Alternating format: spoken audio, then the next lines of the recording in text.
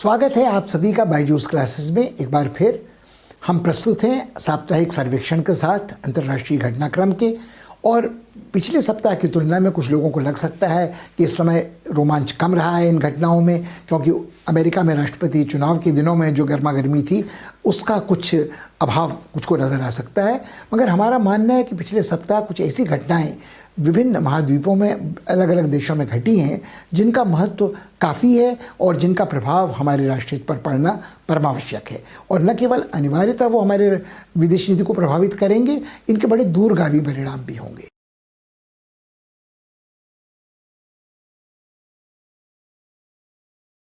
सब लोगों का ध्यान अटका रहा था उन 15 देशों के सम्मेलन में जो दक्षिण पूर्व एशिया में आयोजित था, और सब लोग देख रहे थे कि क्या रवैया भारत का वहाँ रहेगा, भारत किस प्रकार से चीन का प्रतिरोध करने की कोशिश करेगा। अब तक भारत का प्रयास ये रहता है कि वह चीन का नामोल्लेख नहीं करता है, मगर प्रकारांतर से उसके विस्तारवाद, उसके आक्रामक तेवरों को निशाना बनाता है और कहीं न कहीं उसको कटघरे में खड़ा करने की कोशिश करता है और दक्षिण पूर्व एशिया के देशों को अपने साथ रखने की कोशिश करता है। मगर जिस घटना ने इस शिखर सम्मेलन को लगभग हाशिए पर डाल दिया, वह एक ऐसा क्षेत्रीय सहकार संगठन समझौता था जिस पर हस्ताक्षर करना ज़्यादा महत्वपूर्ण माना हर देश ने जो यहाँ शामिल हो रहा था इस शिखर सम्मेलन में। भारत इसका हिस्सा नहीं है। जो ये हिस्सा है, वो जो संगठन है, उसका नाम दिया गया है रीजनल कॉम्प्रिहेंसिव इकोनॉमिक पार्टनरशिप। इसमें संसार की दो सबसे बड़ी अर्थव्यवस्थाएं जिनमें चीन और जापान इसमें शामिल हैं, और इसमें पूरे विश्व में जो 30% सकल राष्ट्रीय उत्पाद है उसका प्रतिनिधित्व इस संगठन में होने वाला है। और इसके अलावा लगभग 30% ही हिस्सा, एक तिहाई हिस्सा जो अंतर्राष्ट्रीय व्यापार का है, वो भी इस इलाके में संपन्न होता है। तो कुल मिलाकर जब ये क्षेत्रीय संगठन एक मुक्त व्यापार क्षेत्र के संगठन के रूप में प्रकट होगा तो इसको अनदेखा करना बड़ा कठिन हो जाएगा।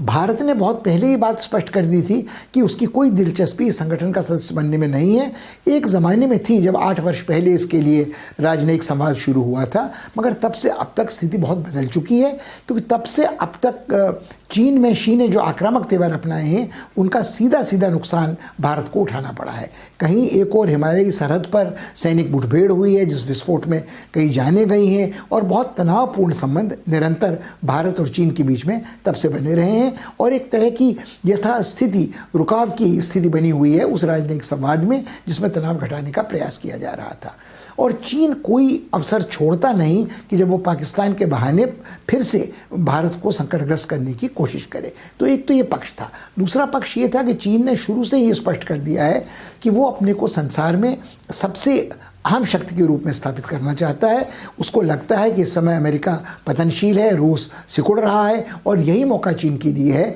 कि वो अपने को एक ध्रुवी विश्व में इजारेदार ताकत के रूप में प्रतिष्ठित कर सके। तो उसने जिस महत्वाकांक्षी वन बेल्ट वन रोड अभियान का सूत्रपात किया है, उसके साथ भी भारत को आपत्ति है कि भारत उन बहुत कम देशों में से है जिन्होंने स्पष्ट इससे आपत्ति दर्ज की है, क्योंकि इसका इस ऐतिहासिक रेशम राजमार्ग का जो एक छोटा रास्ता गुजरता है, गलियारा गुजरता है, जिसको चाइना पाकिस्तान इकोनॉमिक कॉरिडोर कहते हैं, और वो रास्ता जहाँ से गुजरता है वो वह भूमि है लद्दाख में जिसे नाजायज रूप से पाकिस्तान ने अपने कब्जे में किया है और उसके बाद सौंप दिया है चीन को वहाँ से एक रास्ता बनाने के लिए। तो ये सारा घटनाक्रम ऐसा है जिसको भारत स्वीकार नहीं कर सकता है। और अब जब ये नया रीजनल कॉम्प्रिहेंसिव इकोनॉमिक पार्टनरशिप वाला प्रस्ताव चीन सामने रखता है तो ऐसा लगता है कि सामरिक दृष्टि से भी और आर्थिक मोर्चे पर भी भारत का कद छोटा करने की कोशिश चीन निरंतर कर रहा है। तो भारत की आपत्ति अपनी जगह पर पूरी तरह से तर्कसंगत है। मगर जो बात समझ में नहीं आती वो ये है कि आसियान देशों के साथ पहले ही चीन के आर्थिक संबंध बहुत अच्छे थे, और वो आसियान की जो 10 देश हैं उनके लिए चीन सबसे बड़ा ग्राहक और सबसे बड़ा आर्थिक साझेदार है। चीन के लिए भी इन देशों की उपयोगिता सामरिक, भूराजनीतिक और आर्थिक दृष्टि से कम नहीं है। तो उनके साथ पहले से चीन के साथ इतने अच्छे आर्थिक संबंध थे कि इस क्षेत्रीय संगठन की ज़रूरत क्या थी। अब इसमें इससे भी अधिक आश्चर्यजनक बात यह है कि इसमें जिन और देशों ने हस्ताक्षर किए हैं उनमें जापान शामिल है, दक्षिण कोरिया शामिल है और ऑस्ट्रेलिया और न्यूजीलैंड भी शामिल हैं। तो अब यदि आप देखें तो इन देशों को जब आप अपने सामने रखें तो आपको लगता है इनमें से ऑस्ट्रेलिया के साथ तो लगभग एक वाणिज्य युद्ध चल रहा है चीन का। जब से ऑस्ट्रेलिया ने शिकायत दर्ज कराई कि चीन ने स्पष्टवादिता, पारदर्शिता का अभाव दर्शाया है कोविड के विस्फोट में, वैश्विक महामारी के, और कहाँ से शुरू हुई, कैसे शुरू हुई, इसके बारे में सूचनाएं सतर्क होने की संसार को क्यों नहीं देने दी गई, उसने विश्व स्वास्थ्य संगठन का कैसे दुरुपयोग किया, ये बात चीन को इतनी नागवार गुजरी है कि उसके प्रतिरोध में उसने ऑस्ट्रेलिया को नस्लवादी कह डाला और ऑस्ट्रेलिया ने चीन को सबक सिखाने के लिए विधिवत अमेरिका की तरह वाणिज्य युद्ध की घोषणा तो नहीं की, मगर बहुत सारे चीनी आयात पर शुल्क बढ़ाने की कोशिश की। चीन ने तत्काल इसका सबक ऑस्ट्रेलिया को सिखाने के लिए ऑस्ट्रेलिया से जो आयात होता था, उसमें मांस का आयात होता था, उसमें जौ का आयात होता था, उसमें वाइन का आयात होता था, उन सब पर प्रतिबंध लगा दिए। और फिर ऑस्ट्रेलिया ने ये कहना शुरू किया कि यदि ऐसा चीन कर रहा है तो हम चीन के छात्रों को यहाँ नहीं आने देंगे इतनी बड़ी संख्या में। जो चीनी मूल के ऑस्ट्रेलियाई नागरिक हैं जो वहाँ राजनीति में सक्रिय हैं उन पर नज़र रखी जाएगी। जो चीन वहाँ शोध संस्थान चलाता है और जो चीन ऑस्ट्रेलिया की विदेश नीति को प्रभावित करने की कोशिश करता है, आंतरिक नीतियों को प्रभावित करने की कोशिश करता है, उस पर रोक टोक वहाँ लगाई जाएगी। ये वाक युद्ध चलने में था, मगर हम ये अक्सर इस बात को भूल जाते हैं कि जिन चीज़ों पर प्रतिबंध चीन ने लगाया ऑस्ट्रेलिया से आयात पर, वो वाइन है, वो जौ है, जो मांस आदि है,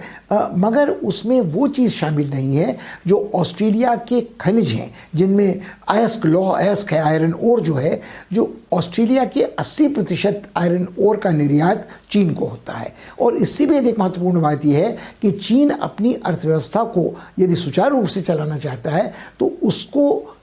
अपनी घरेलू ज़रूरत का 60% हिस्सा इस ऑस्ट्रेलियाई लौह अयस्क आयरन ओर से प्राप्त होता है। तो तमाम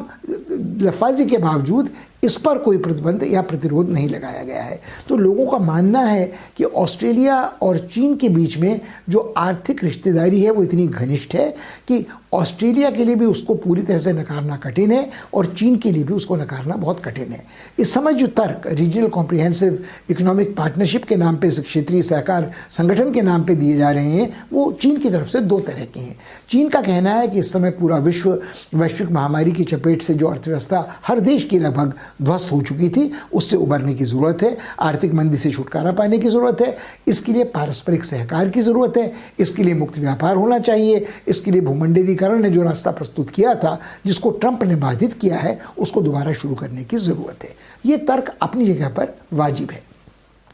मगर भारत के मन में जो आशंका है वो ये है कि चीन इसके द्वारा अपना प्रभुत्व इस पूरे क्षेत्र में स्थापित कर रहा है। और चूंकि ट्रंप ने जो इसके पहले एक परियोजना थी जो ट्रांस पैसिफिक पार्टनरशिप की थी, जो एक फिर मुक्त व्यापार का संगठन बनने वाला था, वो इससे भी बड़े आकार का होता, वो शायद संसार का सबसे बड़ा ऐसा संगठन होता जहाँ शुल्क की बाधाएं नहीं होती, जहाँ पारगमन की बाधाएं नहीं होती। मगर यहाँ सोचने की एक और बात है कि ये होता या न होता तो अब आज इसका करने की कोई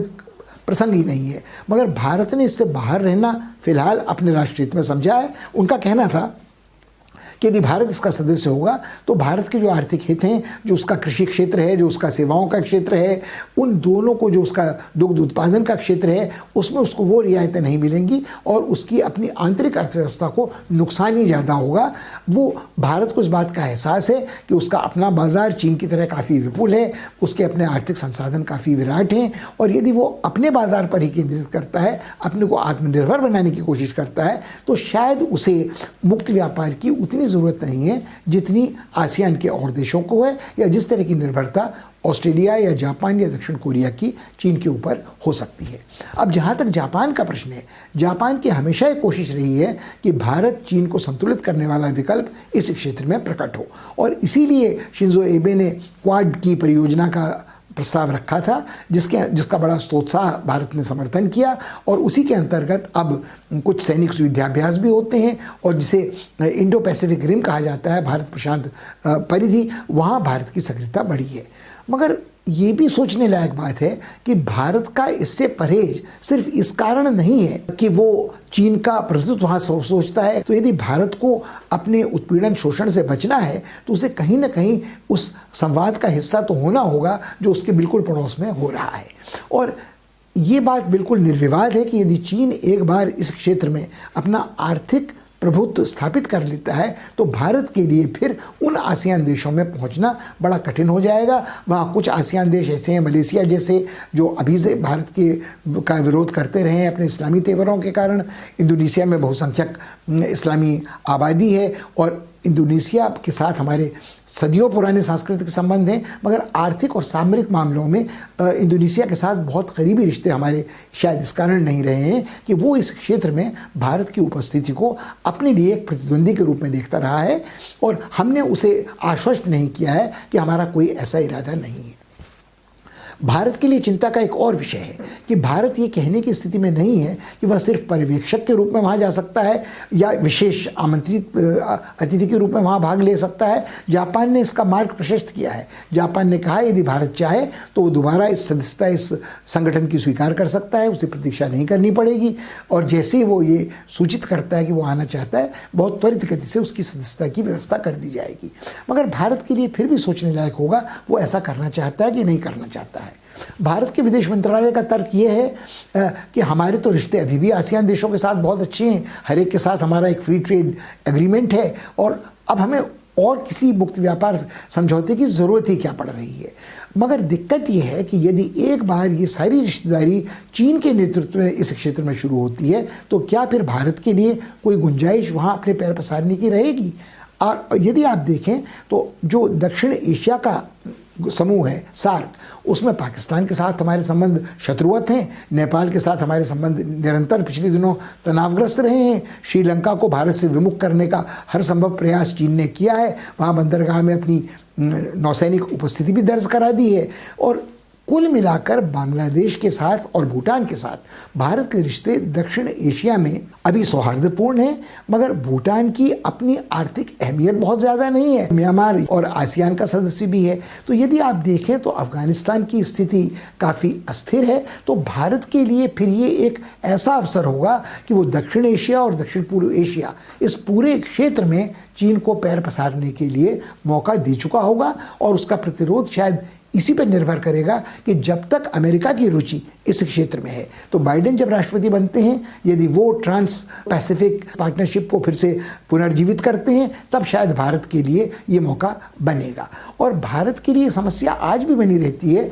कि चीन के साथ जो उसका संवाद सैनिक मुठभेड़ के बाद गलवान घाटी में चल रहा है वो यथास्थिति की स्थिति में फंसा हुआ है और कोई प्रगति उसमें आगे हो नहीं रही है। तनाव घटाने वाले जो प्रयास संवाद थे वो भी बहुत आगे नहीं बढ़ सके हैं। तो कहीं ना कहीं भारत को चीन के साथ बातचीत के लिए भी तैयार होना होगा और चीन पर नज़र भी रखनी होगी। और अभी हम ये कहने की स्थिति में नहीं है। चीन ने एक और तर्क दिया है कि डोनाल्ड ट्रंप ने अपने कार्यकाल में सिर्फ एक पक्षीय राजनीति किया था, ये बहुपक्षीय राजनीति भूमंडलीकरण को आगे बढ़ाने की उसकी प्रस्तावना है जिसका सहर्ष और देशों को स्वागत करना चाहिए। इस तर्क को ठुकराना भारत के लिए कठिन होगा।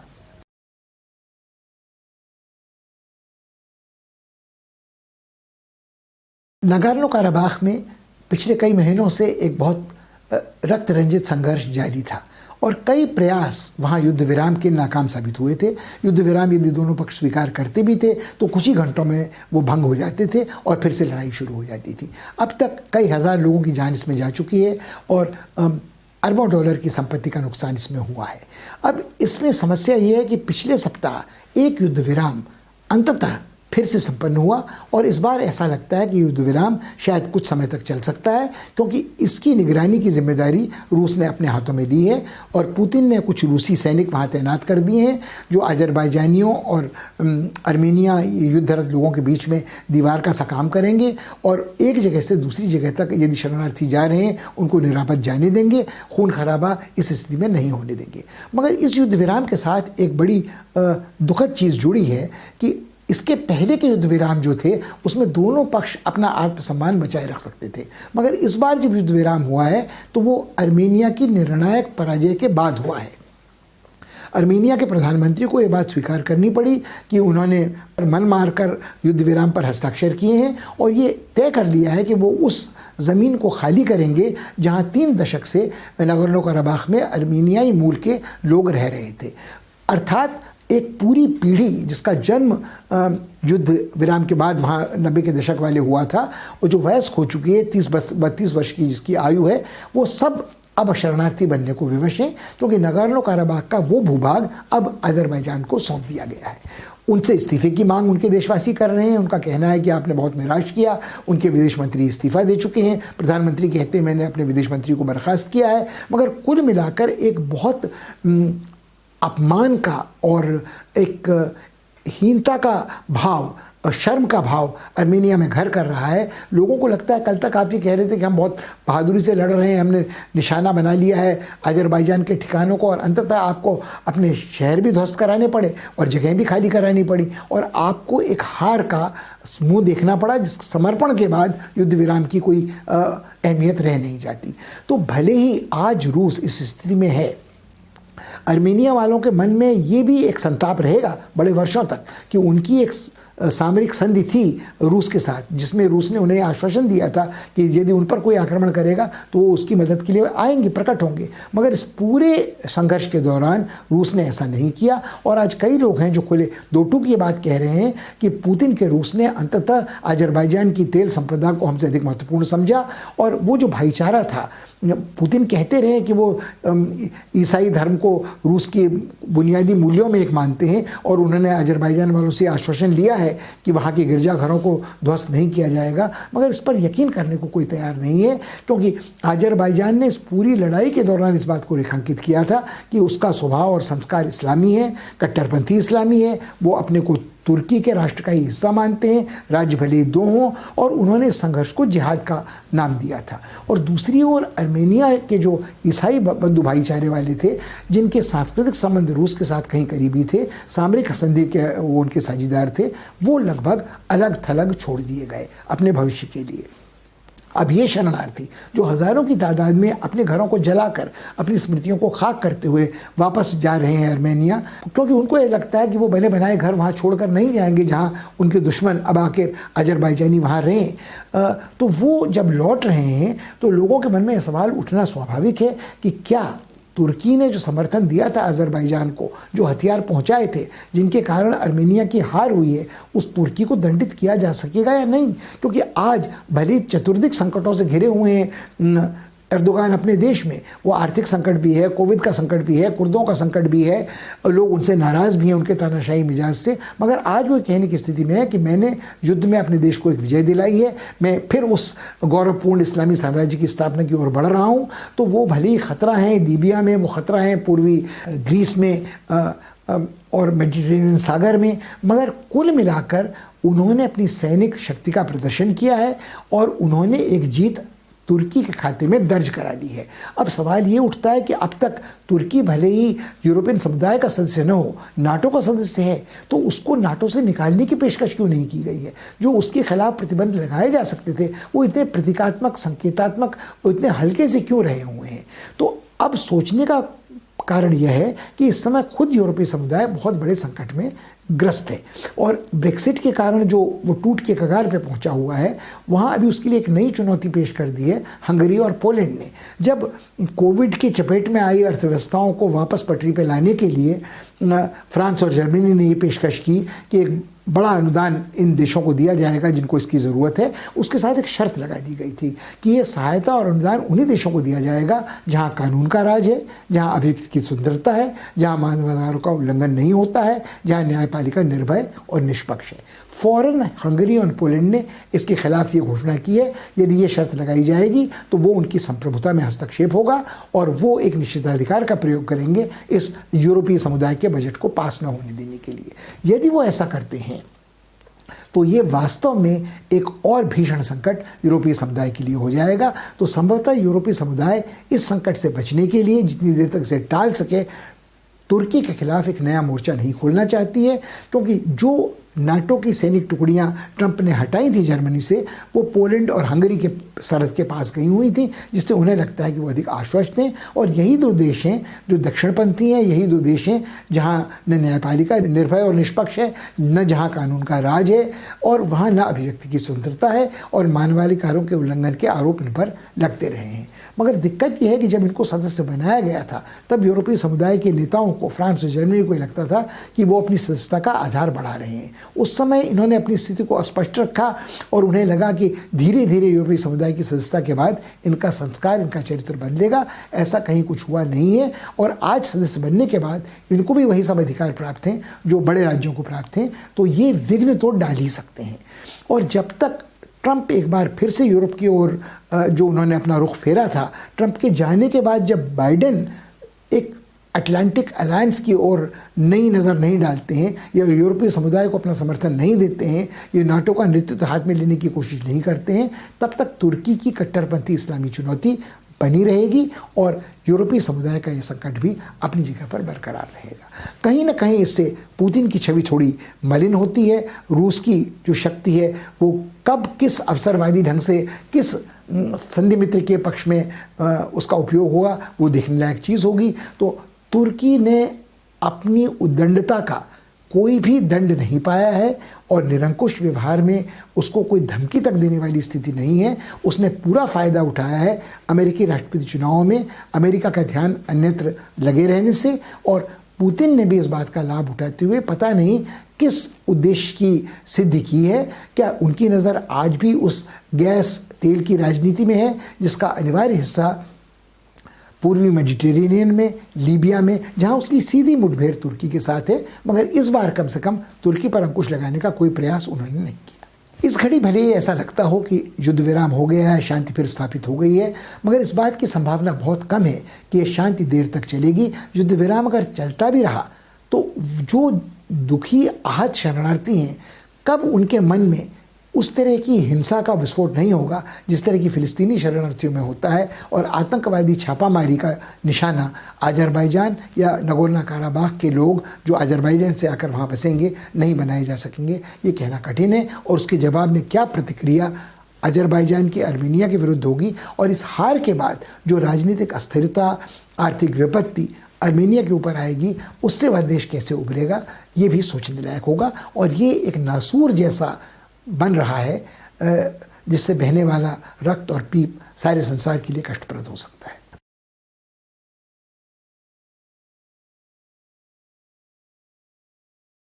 अफ्रीका के महाद्वीप का दुर्भाग्य यह है कि जिसे अंधकार का महाद्वीप कहते थे, वो लगभग अपने नाम को सार्थक करता नजर आता है लगभग हर वक्त। वहाँ के देशों को उपनिवेशवाद से मुक्ति पाए दशकों हो गए हैं, मगर हर जगह राजनीतिक अस्थिरता, आर्थिक विषमता, सामाजिक उथल पुथल हिंसा को बढ़ावा देती है। कुछ समय पहले तक ऐसा लगता था कि शायद युद्ध विराम लीबिया में आ जाएगा, ऐसा लगता था कि इथियोपिया ने अपने संकटों पर, अपनी चुनौतियों पर काबू पा लिया है, मगर पिछले सप्ताह दोनों जगह, सबसे पहले जिक्र करें इथियोपिया का, तो इथियोपिया में जो संघर्ष चल रहा था, वहाँ के उत्तरी प्रांत तिग्रे ने एक बगावत की घोषणा कर दी थी। उनका कहना था कि उस देश के संविधान के अनुसार उन्हें अलग होने का अधिकार है। उन्होंने अपने चुनाव अलग से घोषित कर दिए थे। उनका कहना था कि जो प्रधानमंत्री एबी अहमद हैं, जिनको नोबेल पुरस्कार मिला था 2 वर्ष पहले, वो सिर्फ सत्ता अपने हाथ में केंद्रित करना चाहते हैं। वो चुनावों को सिर्फ इसलिए टाल रहे हैं कोविड के बहाने कि वो सत्ता में बने रहें। तो उन्होंने अपने संघीय संविधान का उपयोग करते हुए चुनाव संपन्न कराए। इसको बगावत समझा एबी ने, और कुछ समय तक कोशिश की कि संवाद के द्वारा इसका समाधान ढूंढा जा सके। तिग्रे के लोगों को ये लगता है कि भले वो आबादी का छोटा ही हिस्सा है, मगर उनका बहुत बड़ा योगदान रहा है इथियोपिया की राजनीति में। जब वहाँ हैले सेलासी के साम्राज्य की समाप्ति हुई थी और उसके बाद मार्क्सिस्ट तख्ता पलट करने वालों ने बड़ा आक्रामक उत्पीड़क शासन शुरू किया था, उनसे मुक्ति दिलवाने के लिए जो विभिन्न कबीलों की पार्टियों का एक संगठन हुआ था, संयुक्त मोर्चा बना था, उसमें प्रमुख भूमिका तिग्रे वालों की थी। उसमें एबी अहमद भी शामिल थे। मगर तब ये एक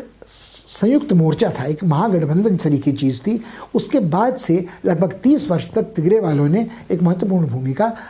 इथियोपिया की राजनीति में चलाई। मगर 2 वर्ष पहले जब इरिट्रिया के साथ चल रहे बड़े लंबे युद्ध पर विजय प्राप्त की, एक तरह से कहना चाहिए, इथियोपिया ने, और उसी के लिए उनको नोबेल पुरस्कार दिया गया, जिसमें भी फिर तिग्रे की सेना ने बड़ी महत्वपूर्ण भूमिका निभाई थी। उसके बाद से तिग्रे वालों को लग रहा था निरंतर कि एबी अपने हाथ में सत्ता का एक केंद्रीकरण कर रहे हैं, अपनी निजी पार्टी बनाकर एक ही पार्टी का राज्य इथियोपिया को बनाना चाहते हैं और एक तानाशाह की तरह वहाँ शासन कर रहे हैं। और भले ही वो भी उस कबीले से आते हैं जिसकी संख्या बल तिग्रे वालों से बहुत ज़्यादा है, मगर उनकी अपनी कबीले को भी उनसे बहुत ज़्यादा संतोष नहीं है कि उन्हें लगता है कि उनके तेवर जो हैं वो तानाशाही के ज़्यादा हैं, जनतांत्रिक बिल्कुल नहीं है। अब स्थिति ये है कि तिग्रे में काफ़ी सैनिक सामर्थ्य है। इथियोपिया की सेना में बहुत बड़ी संख्या में तिग्रे के सैनिक थे, वो बहुत अच्छी तरह से प्रशिक्षित हैं। और जैसा हमने अभी उल्लेख किया कि इरिट्रिया पर विजय पाने के लिए में उस सैनिक अभियान में इनकी बड़ी भूमिका थी। तो पहले बड़ी देर तक एबी सकुचाते रहे कि यदि वो हमला करते हैं तिग्रे पर तो उसके क्या परिणाम हो सकते हैं, क्या सेना में बगावत हो सकती है। मगर फिर उन्होंने सेना के सेनाध्यक्षों को बदला और आज ये घोषणा की कि वो अनुशासित करने के लिए जो टूट की कगार पर उनके देश को ले जा रहे हैं तिग्रे वालों को, उन्होंने राजधानी पर बमबारी की है, वायुसेना से हमले किए हैं, उनके नगरों पर बहुत बड़े हमले किए हैं और बड़ी संख्या में, हज़ारों की संख्या में शरणार्थी तिग्रे छोड़कर भागने को विवश हुए हैं और पड़ोसी सूडान में जाकर रह रहे हैं। और तिग्रे की एक समस्या और भी है कि उनको लगता है कि एबी का समर्थन करने के लिए पड़ोसी इरिट्रिया वाले, जिनके मन में द्वेष तिग्रे वालों के प्रति 2 वर्ष से चला आ रहा है, वो हमलावर घुस आए हैं। और संसार के लिए संकट ये है कि यदि आज इथियोपिया अस्थिर होता है तो ये गृह युद्ध सिर्फ इथियोपिया तक सीमित नहीं रहेगा, ये सोमालिया में फैलेगा, ये पड़ोसी इरिट्रिया को तो अपनी चपेट में लेगा ही लेगा, ये जिबूती में जहाँ चीनी है वहाँ पता नहीं क्या इसका अस्थिरता का असर होगा, सूडान तक ये पहुँच सकता है। और ये सारा घटनाक्रम उस सारी महत्वाकांक्षा परियोजना को ध्वस्त कर देगा जो ग्रैंड रेनेसा बांध बनाने की परियोजना इथियोपिया की थी। उसके दौरान उनका थोड़ा संघर्ष नदी जल विवाद को लेकर नील के मिस्र के साथ शुरू हो गया था, सूडान के साथ मतभेद था, उसके क्या पर्यावरण पर प्रभाव पड़ेंगे, इतनी बड़ी संख्या में शरणार्थी यदि दूसरे देशों में जाएंगे तो वहाँ कितनी अस्थिरता पैदा होगी, ये सारी सोचने की बातें हैं। इथियोपिया अकेला ऐसा देश अफ्रीका का था जो बड़े गर्व के साथ कहता था कि उसको कभी उपनिवेशवाद के दौर में किसी यूरोपीय देश ने अपना गुलाम उपनिवेश नहीं बनाया। बहुत थोड़े वर्षों के लिए उस पर कब्जा रहा था द्वितीय विश्व युद्ध के दौरान इटली का, मगर हज़ारों वर्ष से वहाँ हेलसिलासी का वंश शासन कर रहा था, जिनका अपना एक बहुत बड़ा व्यापक साम्राज्य था। उनकी अपनी जो पहचान है वो एशिया की किसी भी बड़े साम्राज्य से अपनी तुलना कर सकते हैं। और उनका जो ऐतिहासिक साम्राज्य रहे हैं मध्ययुगीन, और उनकी जो अपनी गर्वोक्ति है उसका एक कारण ये भी है कि वो दूसरी सबसे बड़ी आबादी वाला देश अफ्रीका का है और 12वां उनका स्थान संसार के सबसे बड़ी आबादी वाले देशों में विश्व भर में है। तो इथियोपिया को खारिज करना कठिन है। यदि उसका विखंडन या विलय या उसका पतन ह्रास शुरू होता है तो उसका प्रभाव निश्चित रूप से पूरे हॉर्न ऑफ अफ्रीका वाले इलाके में पड़ेगा। और जो पहले से ही सोमालिया में समुद्री तस्करों के कारण अस्थिर है, चीन की उपस्थिति के कारण जिबूती में भू राजनीतिक संकट है, लाल सागर का मार्ग वहाँ से गुजरता है, तो ये सारी समस्याएं अपनी जगह पर इस स्थान को एक नया संकट बनाएंगी। और लगभग यही स्थिति हमको देखने को मिल रही है अफ्रीका के दूसरे छोर पर, जहाँ थोड़ी समय के लिए युद्ध विराम की संभावना लीबिया में बनी थी, मगर फिर से वो अस्पष्ट लग रहा है। मगर वहाँ जो संकट प्रकट हो रहा है वो मोरक्को में हो रहा है। जो मोरक्को का दक्षिणी हिस्सा है, जो अपने को स्वाधीन देश मानता है, वो साउथ सहारा वाला जो क्षेत्र है, वहाँ पोलिसारियो नाम का एक संगठन बड़े दिनों से काम कर रहा है, जिसको मान्यता संयुक्त राष्ट्र ने दी है और उनकी आत्मनिर्णय के अधिकार को भी मान्यता दी गई है और उनको कमोबेश स्वायत्ता देने की बात स्वीकार लोग करते हैं। मगर 30 वर्ष से लगभग यहाँ एक स्थिति यथास्थिति की युद्ध विराम की सी चल रही थी। मगर मोरक्को ने एकाएक ऐसा आचरण किया है कि एक बहुत छोटा सा हिस्सा जो मोरिटानिया का एक सकरा सा गलियारा है, जहाँ होकर मोरक्को का एक रास्ता जोड़ता है उसे सदर्न सहारा से और बाकी अफ्रीका से, उसको उन्होंने खुला रखने के लिए अपनी सैनिक तैनात किए हैं। मगर पोलिसारियो का ये कहना है, जो मार्क्सवादी रुझान के वामपंथी रुझान के हैं, कि मोरक्को जानबूझकर उनके ऊपर आक्रमण कर रहा है और इसको एक आक्रमण की तरह ही देखना चाहिए और अंतर्राष्ट्रीय समुदाय ने आक्रमणकारी को दंडित अनुशासित करने के लिए तत्काल प्रयत्न करने चाहिए। अब समस्या ये है कि मोरक्को यहाँ तक तो मानने को तैयार था कि एक स्वायत्त इकाई के रूप में साउथ सहारा बना रहे, मगर उसको पूरी आज़ादी देने के लिए वो कभी भी सहमत नहीं हो सकता है। कुछ लोगों को लग सकता है कि लड़ाई बिल्कुल बंजर रेगिस्तान के ऊपर क्यों चल रही है, मगर ये बात सर्वविदित है कि रेत के नीचे तेल का भंडार बड़ा विशालकाय दबा हो सकता है, गैस का भंडार विपुल हो सकता है, और यदि रेगिस्तान ख़त्म हो रहा हो समुद्र तट के पास, तो फिर समुद्र तट से जो लाभ आपको होते हैं, कितने मील दूर तक आपकी इकोनॉमिक एक्सक्लूसिव जोन हो जाता है, और समुद्र के गर्भ में जो संपदा, खनिज संपदा तेल गैस की है और अन्य खनिजों की है, उस पर आपका स्वामित्व हो जाता है। तो ये सारी स्थितियों को देखते हुए इस भूभाग में जो काफ़ी समय से लगभग शांत पड़ा था, एक बार फिर हिंसा का विस्फोट हो रहा है। यही दुर्भाग्य अफ्रीका के और हिस्सों में हमें देखने को मिलता है कि जहां मोजाम्बिक में एक फुटबॉल के मैदान में 50 लोगों को, दर्जनों लोगों को घेर कर मार डाला गया, और अक्सर हम ये कहते हैं कि ये इस्लामी कट्टरपंथी जिहादी तत्व हैं जो अफ्रीका के लिए संकट पैदा कर रहे हैं, मगर मोरक्को हो या इथियोपिया हो, वहाँ इनकी भागीदारी कहीं इस संकट में देखने को नहीं मिलती है। मगर मोजाम्बिक में भी यदि इस्लामी तत्व लोगों को अपनी दहशतगर्दी से परेशान कर रहे हैं, तो उनका उद्देश्य आर्थिक है, क्योंकि मोजाम्बिक के पास जो गैस का भंडार है, उस विपुल गैस के भंडार का दोहन कौन करेगा, किसका प्रभाव उस क्षेत्र में रहेगा। यहाँ यदि वहाँ की सरकार करने में असमर्थ है, तो ये तत्व वहाँ क्या एक तरह की रंगदारी वसूल करने के लिए पहुँचे हैं, या किसी बड़ी बहुराष्ट्रीय कंपनी ने इनका दुरुपयोग शुरू किया है। यही स्थिति देखने को मिलती है दक्षिण अफ्रीका में, जो कभी एक आधुनिक समृद्ध संपन्न देश समझा जाता था, जिससे बड़ी आशाएं पूरे अफ्रीका को थी कि वो नेतृत्व प्रदान करेगा, मगर वहाँ से खरबपति भ्रष्ट ईसाई धर्म प्रचारक भागकर पड़ोस में चले गए हैं, क्योंकि उनका ये कहना है कि उनको राजनीतिक मामले में फंसाया जा रहा है, मगर वो बहुत करीबी थे पूर्व राष्ट्रपति जुमा के, वो जिनके ऊपर बहुत प्रभाव था एक अन्य भ्रष्टाचारी भारतीय मूल के व्यापारी गुप्ता परिवार का। मगर किसी न किसी तरह से दक्षिण पूर्वी अफ्रीका में कोई भी देश ऐसा नहीं है, वो मोजाम्बिक हो, वो जिम्बाब्वे हो। अब जिम्बाब्वे की जनता आज ये कहने लगी है कि इससे तो भले मुगाबे ही थे, इससे अच्छे दिन तो हमारे वो थे। तो ये सारी चीज़ें जो हैं वो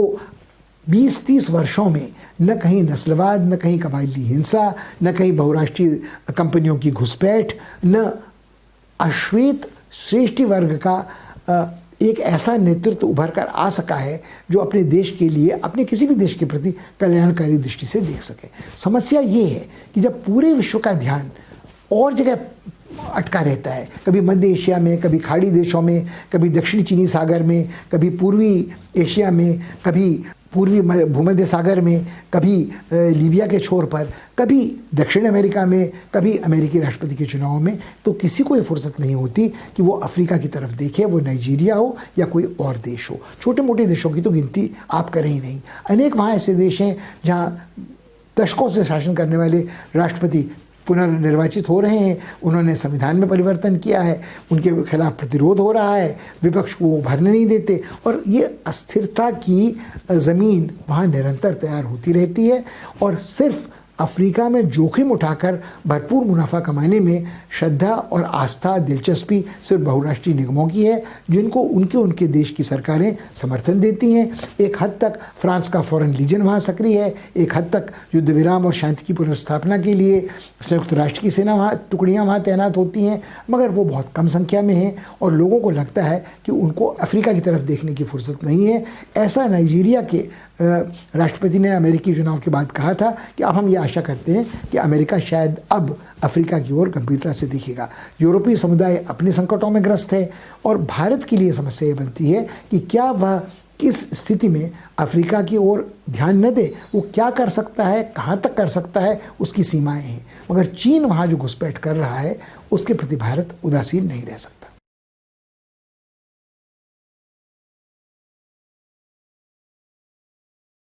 पिछले हफ्ते की एक और दिलचस्प घटना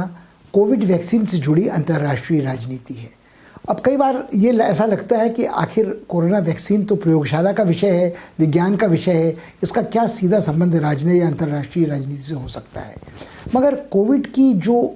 चपेट अर्थव्यवस्था पर संसार भर के देशों में पड़ी है, उसने जिस तरह से राजनीतिक अस्थिरता और आर्थिक मंदी के दौर का सूत्रपात किया है, उसको देखते हुए यह विषय अंतर्राष्ट्रीय राजनीति का, राजनय का बेहद महत्वपूर्ण संवेदनशील मुद्दा बन चुका है। अब तक ये माना जा रहा था कि लगभग 1 दर्जन ऐसी वैक्सीनें हैं जिनके प्रति काम चल रहा है प्रयोगशालाओं में और जो निकट भविष्य में एक वैक्सीन सामने आ सकती है। इनमें सबसे पहले जिस वैक्सीन की घोषणा की गई वो रूसी वैक्सीन स्पुतनिक थी। वहाँ 2 वैक्सीनें बन रही थी, जिनमें जो पहली वैक्सीन स्पुतनिक, उन्होंने कहा कि हमने इसका सफलतापूर्वक निर्माण कर लिया है, प्रयोग कर लिया है। राष्ट्रपति पुतिन ने अपनी एक लड़की पर भी इस वैक्सीन की आजमाइश कर ली। मगर संसार को लगा कि ये एक तरह का राजनयिक दांवपेच था। वो दिखाना ही चाहते थे कि उनकी प्रयोगशाला की, उनके वैज्ञानिकों की क्षमता कितनी बड़ी है, वो कितनी आसानी से आज भी अमेरिका और यूरोप के वैज्ञानिकों को ध्वस्त कर सकते हैं, पीछे छोड़ सकते हैं। और कई लोगों के मन में ये भी शक था कि ये सिर्फ एक राजनीतिक प्रचार का माध्यम था और इस वैक्सीन की सार्थकता, सफलता, सुरक्षा प्रामाणिक नहीं समझी जा सकती है। मगर अभी ये एक वैक्सीन का हमने चर्चा किया। ऐसे ही चीन ने घोषणा की थी कि उसकी एक जो वैक्सीन है वो बिल्कुल सफल आविष्कार की कगार तक पहुंच चुकी है और चीन ने ये वादा भी कर दिया कि वो संसार में किसी भी ज़रूरतमंद रोगी को इससे वंचित नहीं रखेगी, खासकर जो निर्धन, उत्पीड़ित, गरीब देश हैं। उसने फिलीपींस को ये वैक्सीन देने का वादा किया, इंडोनेशिया और दक्षिण पूर्व एशिया के और देशों को वैक्सीन देने का वादा किया, श्रीलंका और नेपाल को वैक्सीन देने का वादा किया, अफ्रीका के तमाम देशों से ये वचन दिया कि उनको ये वैक्सीन बिल्कुल या तो मुफ्त या बहुत ही रियायती दरों पर चीन देगा। यही वादा उसने दक्षिण अमेरिका के देशों को किया और ब्राज़ील में इस वैक्सीन का परीक्षण भी चल रहा था। बीच में बोल्सोनारो ने इस वैक्सीन के परीक्षण पर रोक लगा ली कि कुछ जिन पर यह परीक्षण चल रहा था वो लोग गंभीर रूप से रोगग्रस्त हो गए थे। मगर ऐसा वैक्सीनों के परीक्षण में होता है और अब ये परीक्षण दोबारा शुरू हो गए हैं। इसके बारे में भी लोगों का ये कहना था कि चीन की तकनीक पर, टेक्नोलॉजी पर भरोसा नहीं किया जा सकता, क्योंकि चीन निरंतर निशाने पर रहा है कि वहीं से, वुहान से विस्फोट हुआ था इस वैश्विक महामारी का। तो पता नहीं वो कौन से और जहरीले विषाणु दुनिया भर में फैला रहे हैं लोगों को ध्वस्त करने के लिए। मगर इस बात को नज़रअंदाज करना भी कठिन है कि चीन ने कम से कम अपनी अर्थव्यवस्था पर नियंत्रण वापस पा लिया है और ये तब तक संभव नहीं था जब तक उसने महामारी के प्रकोप का, संक्रमण को अपने देश में फैलने से रोका नहीं होता। तो कहीं ना कहीं कोई ना कोई सफलता तो वो तालाबंदी की हो, वो घरबंदी की हो और या वैक्सीन के कारण हो, चीन इसमें सफल होता नजर आ रहा है। मगर चीन की वैक्सीन के बारे में भी लोगों के मन में कई तरह के शक और संदेह हैं। मगर पिछले हफ्ते जो समाचार लोगों को बहुत सुखद लगा वो ये था कि 2 बड़ी अमेरिकन कंपनियों ने ये घोषणा की कि उनकी वैक्सीन लगभग 95% सफल प्रमाणित हो चुकी है और निकट भविष्य में अगले कुछ महीनों में, वर्ष के अंत के पहले ही उसको सुलभ बाजार में कराया जा सकता है। इनमें एक मॉडर्ना थी जिसकी बिल्कुल नए प्रकार की वैक्सीन है, जिसके कोई साइड इफ़ेक्ट्स नहीं होते हैं और इसमें वो विषाणु भी वायरस के नहीं जाते हैं, सिर्फ उसको पकड़ने के लिए एक खास सूत्र छोड़ा जाता है जीन का। मगर जो दूसरी बड़ी कंपनी फाइजर की थी, उनका भी ये दावा था कि उनकी जो पारंपरिक तरीके की वैक्सीन है वो 92% सफल वो भी हो चुकी है और वो भी वर्ष के अंत तक बाजार में आ सकती है। अब यहाँ समस्या एक और है, जो फाइजर की वैक्सीन है उसके साथ ये शर्त है कि उसको निर्माण के ठीक बाद -80 डिग्री सेंटीग्रेड सेल्सियस के तापमान पर कई घंटे तक रखना पड़ता है और जब वो इस तापमान पर जम सी जाती है तब उसे बाहर एक कोल्ड चेन में, रेफ्रिजरेटेड वान्स में, डब्बों में ले जाया जा सकता है और फिर घरेलू रेफ्रिजरेटर में या अस्पताल के रेफ्रिजरेटर में उसको 3-4 हफ्ते तक रखा जा सकता है। समस्या ये है कि हर वैक्सीन के बारे में अभी उसकी कम से कम दो बार उसका टीका किसी व्यक्ति को लगना ज़रूरी है और दोनों के बीच में 3 हफ्ते का अंतराल होना चाहिए। तो जो समस्या अंतर्राष्ट्रीय राजनीति के प्रकट होती है वो ये है कि यदि आपको कहीं ना कहीं से किसी न किसी तरह से वैक्सीन सुलभ भी होती है तो क्या आपके पास इस कोल्ड चेन को बनाए रखने के साधन है? क्या आप अस्पतालों में ये निश्चित कर सकते हैं कि ये वैक्सीन इस तापमान में रहे और लोगों को 3 हफ्ते के अंतराल के बाद भी आसानी से लगाई जा सके? अब इसके बारे में 2-3 बातें और हैं। इन दोनों बड़ी कंपनियों में, ये दोनों बड़ी कंपनियां मुनाफा कमाने वाली निजी कंपनियां हैं, मगर इनका कहीं ना कहीं इनका दावा ये है कि इस वैश्विक महामारी के दौरान इन्होंने ये जन हितकारी काम बिना मुनाफे की आशा से किया है। मगर तब भी लोगों के मन में ये शक है कि तुरंत फुरत वैक्सीन बाजार में लाने की जो मजबूरी थी वो अमेरिकी राष्ट्रपति चुनाव के कारण थी। वो संसार में ये दिखाने के लिए थी कि हम अपनी अर्थव्यवस्था को बिना तालाबंदी के कितनी जल्दी वापस खोल सकते हैं। तो इस उतावली में शायद वैक्सीन का पूरा परिष्कृत निर्माण नहीं हुआ है, उसका उतना प्रयोग उस कसौटी पर नहीं कसा गया है जिसे अंग्रेजी मुहावरे में प्रोटोकॉल कहते हैं। और शायद इसकी सुरक्षा और इसकी प्रभावशीलता के बारे में संदेह हो सकता है। एक बड़ा कारण और था कि ट्रंप ने अपने कार्यकाल में ये कहा था कि ये तो जुकाम जैसा, नज़ला जुकाम जैसा है। उनका ही अनुसरण बोल्सोनारो ने किया था। बोल्सोनारो भी संक्रमित हुए कोरोना से, ट्रंप भी संक्रमित हुए कोरोना से, बोरिस जॉनसन भी संक्रमित हुए कोरोना से, जिन सब के तेवर ये थे कि कोरोना तो लड़ने लायक कोई लड़ाई शत्रु है ही नहीं। मगर फिर भी इनके देशों में जो ध्वंस मचा है, जो तबाही मची है कोरोना के कारण, उसके कारण कोरोना वैक्सीन का आना निश्चित रूप से मानव जाति के लिए एक सुखद प्रश्न है। मगर जहां ये सवाल अंतर्राष्ट्रीय राजनीति में गुत्थी पैदा करता है वो ये है कि वो देश जो संपन्न नहीं है, वो देश जिनकी आबादी बहुत बड़ी है, उनको कितनी खुराकों की ज़रूरत पड़ेगी। कोई भी कंपनी संसार में आज इस हालत में नहीं है। भारत का जो सीरम इंस्टीट्यूट ऑफ इंडिया है, साइरस पूनावाला का, उन्होंने आश्वासन दिया है कि हम कई लाख, दसियों लाख वैक्सीन की खुराकें बाज़ार में सुलभ करा सकते हैं। और उन्होंने ये भी कहा कि इन खुराकों में से एक निश्चित अंश भारत के लिए सुरक्षित रहेगा। मगर आप फिर कल्पना करें कि एक व्यक्ति को 2 बार टीके लगने हैं और यदि यानी 10 लाख लोगों का टीकाकरण होना है तो आपके पास 20 लाख टीके तत्काल होने चाहिए। ये मानकर भी चलें कि आपके पास कोल्ड चेन भी है, आपके पास प्रबंधन भी अस्पतालों में टीकाकरण का पूरा है, तो फिर भी आप ये सुरक्षित नहीं कर सकते कि 1.35 अरब आबादी वाला भारत देश कितनी देर में, कितने वर्षों के अंतराल में अपनी पूरी आबादी का टीकाकरण कर सकेगा। और भी ऐसे उदाहरण हैं। विश्व स्वास्थ्य संगठन के सहायता से कोवैक्स नामक एक वैक्सीन का निर्माण हो रहा है और ये सारी वैक्सीनें काफ़ी प्रगति पथ पर आगे बढ़ चुकी हैं। और यदि आप कहें कि एक बहुत बड़ा विभाजन संपन्न देशों का, कम आबादी वाले देशों का है, जिन्होंने पहले से ही तय कर रखा है कि हमने इस वैक्सीन के आविष्कार, निर्माण के लिए इतनी पूंजी का निवेश किया है, हमने इनको ये मौका दिया है कि ये इस तरह से जल्द इस वैक्सीन को बाजार में उतार सकें, तो वो पहला दावा हमारा होगा उन वैक्सीनों को अपने नागरिकों के लिए लेने का। मगर यदि आप ये स्वीकार भी कर लें तो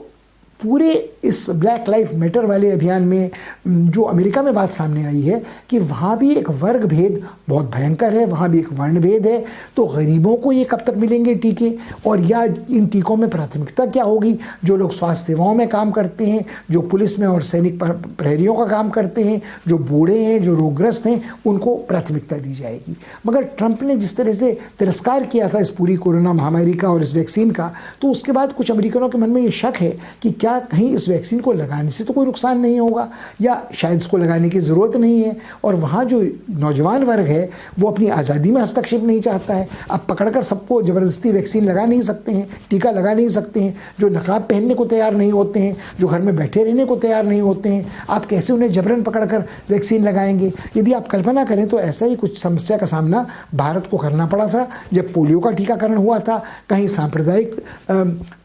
पूर्वाग्रहों के कारण, तो कहीं इस शक के कारण कि सरकार क्या कर रही है, कौन से टीके दे रही है, किस कारण दे रही है। तो ये सारी बातें लोगों के मन में शक की तरह हैं और ये कल्पना करना कठिन है कि वैक्सीन के आ जाने के बाद भी निकट भविष्य में महामारी को एक हद तक आप संक्रमण से रोक सकते हैं। पर इसको आप ये मानकर नहीं चल सकते हैं कि हमने महामारी पर विजय प्राप्त कर ली। साथ साथ दूसरा संघर्ष जारी रहेगा, प्राण रक्षक औषधियों का और उनकी कीमतों का। ये अनुभव विश्व पहले कर चुका है। HIV एड्स की महामारी के दौरान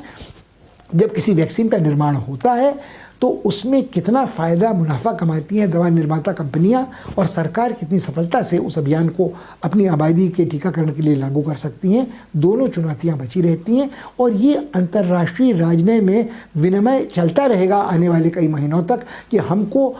सस्ती कीमत पर, निःशुल्क या रियायती मूल्य पर अपनी ज़रूरत भर की ये वैक्सीन सुलभ हो सके। तो भारत समर्थ है वैक्सीन निर्माण में, मगर क्या भारत समर्थ है वैक्सीन वितरण में, टीकाकरण में, बिना किसी भेदभाव के, बिना किसी कानून की दृष्टि में समानता को सामने रखते हुए, जिसकी ज़रूरत है उस प्राथमिकता को देखते हुए क्या ये टीकाकरण संपन्न हो सकेगा? या हमसे अधिक ताकतवर देश वे अपनी अपनी वैक्सीनों का प्रयोग एक राजनयिक सामरिक हथियार के रूप में करेंगे, हमारा कदबोना करने के लिए, हमारी अर्थव्यवस्था को पिछड़ा रखने के लिए। यह सब एक शोचनीय विषय है।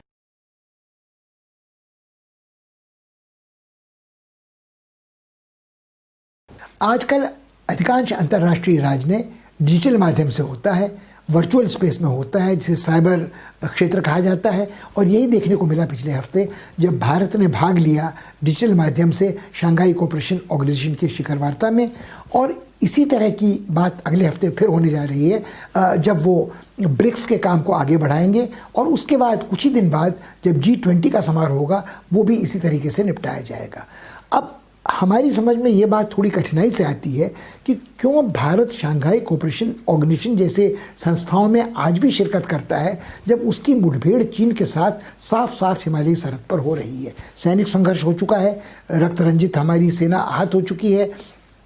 चीन के कोई तेवर पीछे हटने के नहीं है, यथास्थिति वहाँ बरकरार है, तनाव घटने का नाम नहीं ले रहा है। चीन का पूरा समर्थन शय प्रोत्साहन पाकिस्तान को मिलता है अतिक्रमण करने के लिए, युद्ध विराम भंग करने के लिए। हालांकि पुतिन ने इस बात की घोषणा कर दी है कि इस मंच का कोई दुरुपयोग किसी को उभय पक्षीय विवाद को सामने लाने के लिए नहीं करने दिया जाएगा। पर घुमा फिराकर बात वहीं पहुंचती है कि चीन के पास कुछ हमारा संदेश ऐसे जाता है कि जैसे भारत डटकर उसका विरोध प्रतिरोध करने के लिए तैयार आज भी नहीं है, हर कीमत पर संवाद को जारी रखना चाहता है। भारतीय प्रतिनिधि बार बार उल्लेख करते हैं ऐसे देशों का जो आक्रामक हैं, जो अंतर्राष्ट्रीय कानून की परवाह नहीं करते, जो दूसरे देश की संप्रभुता का उल्लंघन करते हैं, जो आतंकवाद को बढ़ावा देते हैं और यहाँ जहाँ मानवाधिकारों का उल्लंघन होता है। ये सारी बातें चीन पर लागू होती हैं। मगर चूँकि भारत कभी भी चीन का नाम साफ साफ नहीं लेता है तो चीन को ये संकेत मिलता है कि हाँ, उसने भारत को काबू में कर लिया है, मुठभेड़ है,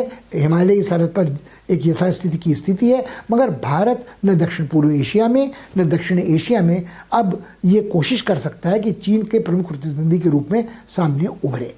अब ये पक्ष अगर शंघाई कोऑपरेशन ऑर्गेनाइजेशन के बारे में है तो लगभग यही बात ब्रिक्स के बारे में भी कही जा सकती है। उसमें भी ब्राज़ील है, उसमें भी रूस है, उसमें भारत है, उसमें चीन है, उसमें दक्षिण अफ्रीका है। दक्षिण अफ्रीका पहले ही खारिज होकर हाशिए पर पहुंच चुका है। ब्राज़ील के साथ भारत का बहुत लेना देना जब से बोल्सोनारो आए हैं कुछ रह नहीं गया है। और रूस और चीन के जो पारस्परिक संबंध हैं उनके बीच में भारत की पक्षधरता रूस करेगा, इसका आश्वासन भारत हमेशा निश्चिंत होकर नहीं ले सकता है। हाँ, भारत के लिए ये लोभ है अब के बार बारी उसकी सभापति पद ग्रहण करने की ब्रिक्स में है तो उसके बाद शायद वो कार्यसूची को, एजेंडा को अपने पक्ष में अनुकूल प्रभावित करने की कोशिश कर सके। जहाँ तक G20 का प्रश्न है, वो भी एक ऐसा बहुराष्ट्रीय संगठन है जिसको लगभग खारिज कर चुके थे ट्रंप अपने कार्यकाल में। पूरा बहुपक्षीय राजनय हाशिए पर पहुंच चुका है और स्वयं रूस हो या चीन हो, ये उभय पक्षीय राजनय को ही जोर देते हैं या एक पक्षीय अपनी इच्छानुसार कोई कदम उठाते हैं। कहीं सैनिक हस्तक्षेप करना हो, कहीं खुफिया कोई वारदात को अंजाम देना हो, कहीं साइबर आक्रमण किसी देश पर करना हो। तो ये सारी बातें ऐसी हैं जिनको देखते हुए भारत को ये सोचना पड़ेगा कि भले ही बाहर से आडंबर बहुपक्षीय राजनय का किया जा रहा हो, क्या वास्तव में वो बहुपक्षीय राजनय है, उसका कितना लाभ भारत को होने जा रहा है। तो भारत को, जब भारत ये तय कर चुका है कि कमोबेश वो उसकी सामरिक परिदृश्य में साझेदारी अमेरिका के साथ है, तो चाहे उसे कुछ आलोचना का सामना करना पड़े बाइडेन की डेमोक्रेटिक पार्टी से, जो हमारी आलोचना करते रहे हैं मानवाधिकारों के बारे में, अल्पसंख्यकों के अधिकारों के बारे में, जम्मू कश्मीर राज्य के प्रशासनिक परिवर्तन के बारे में, ये भारतीय राजनय की चुनौती होगी। मगर भारत को भी शायद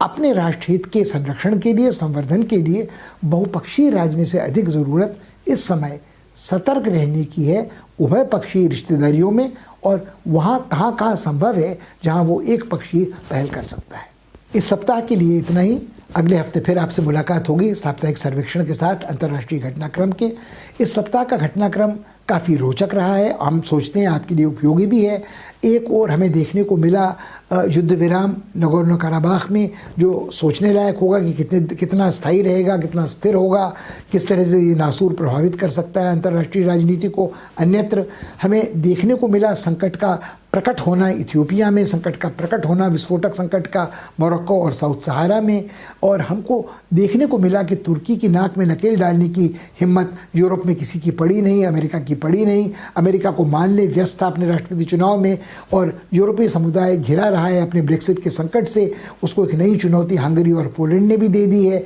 अफ्रीका में और जगह भी उथल पुथल देखने को मिली, दक्षिण अफ्रीका में, जिम्बाब्वे में, मोजाम्बिक में। तो कुल मिलाकर हमें अभी प्रतीक्षा करनी होगी कि अब जब राष्ट्रपति चुनाव अमेरिका में संपन्न हो गए हैं, कब ट्रंप हार स्वीकार करते हैं, बाइडेन को व्हाइट हाउस में प्रवेश की अनुमति भले ही आधे मन से देते हैं, बाइडेन अपनी प्राथमिकताओं को किस तरह तय करते हैं, और जो छवि थोड़ी धूमिल हुई है पुतिन की नगोर्नो कराबाख में अर्मीनिया को अकेला छोड़ने के बाद, उसका क्या प्रभाव उन पर पड़ता है ये देखना होगा। भारत के लिए सबसे महत्वपूर्ण बात यह है जो रीजनल कॉम्प्रिहेंसिव इकोनॉमिक पार्टनरशिप वाला संगठन बना है, जिसके बारे में चीन का दावा है कि वो बहुपक्षीय राजनीति को बढ़ावा देगा। तो भारत को सोचना ये पड़ेगा, क्या आज के संसार में बहुपक्षीय राजनीति को कोई प्राथमिकता दे रहा है, या भूमंडलीकरण की पूरी प्रक्रिया ध्वस्त हो चुकी है और सारे बड़े राज्य, वो अमेरिका हो, चीन हो, रूस हो, एक पक्षीय राजनीति को या उभय पक्षीय राजनीति को ज़्यादा अधिक महत्वपूर्ण समझते हैं और एक पक्षीय हस्तक्षेप करते हैं, सैनिक, सामरिक या आर्थिक, जहां उनकी मन पड़ती है। तो भारत को भी शायद अपने राष्ट्रीय हितों के संरक्षण संवर्धन के लिए इस तरह की रणनीति तैयार करनी हो। अभी इतना ही, अगले सप्ताह आपसे फिर मुलाकात होगी, तब तक के लिए विदा दें, नमस्कार।